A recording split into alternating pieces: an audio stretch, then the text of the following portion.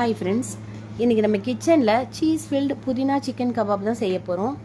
உள்ளே நல்லா சீஸியாக, வெளியே நல்லா கிறிஸ்பியாக இருக்கும். வரப்போகிற நோம்புக்கு இந்த ரெசிபியை கண்டிப்பாக சேவ் பண்ணி வச்சுக்கோங்க. அதுக்கு ஒரு கைப்பிடி அளவுக்கு மல்லியில் எடுத்திருக்கேன், 2 பச்சை மிளகா, ஒரு கை புதினா எடுத்து வச்சுருக்கேன்.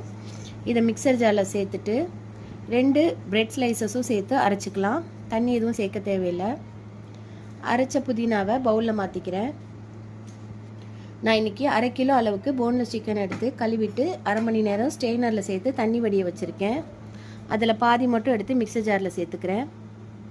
1 டீஸ்பூன் இஞ்சி பூண்டு paste, 1 table spoon salt, 1 teaspoon ஜீரா powder, 1 teaspoon garam masala powder, 1 table spoon pepper powder, இது எல்லாத்தையும் சேர்த்து ஃபைனாக அரைச்சிக்கலாம். மீதி இருக்க சிக்கனை ப்ளெயினாக அரைச்சி சேர்த்துக்கிறேன். நீங்கள் மொத்தமாக எல்லாத்தையும் சேர்த்து கூட அரைச்சிக்கலாம். ஃபைனலாக 1 டீஸ்பூன் சில்லி ஃப்ளேக்ஸும் சேர்த்து நல்லா மிக்ஸ் பண்ணிக்கிறேன். இந்த ஸ்டேஜில் க்ரீன் ஃபுட் கலர் வேணுன்னா சேர்த்துக்கலாம், நான் சேர்க்கல. ஒரு பவுலில் 2 சீஸை கிரேட் பண்ணி எடுத்து வச்சுருக்கேன். அதில் 1 டேபிள் ஸ்பூன் மயோனைஸ் சேர்த்து மிக்ஸ் பண்ணிக்கலாம். கையில் கொஞ்சமாக ஆயில் அப்ளை பண்ணிவிட்டு கபாப் பண்ண ஸ்டார்ட் பண்ணிடலாம். கையில் கொஞ்சமாக சிக்கன் மாவு எடுத்துகிட்டு அதை ஃப்ளாட் பண்ணிவிட்டு நடுவில் கொஞ்சமாக சீஸ் வச்சு க்ளோஸ் பண்ணிக்கலாம். சீஸ் ஃபீலிங் வெளியே வராமல் கபாப் ஷேப்பில் தட்டிக்கிறேன்.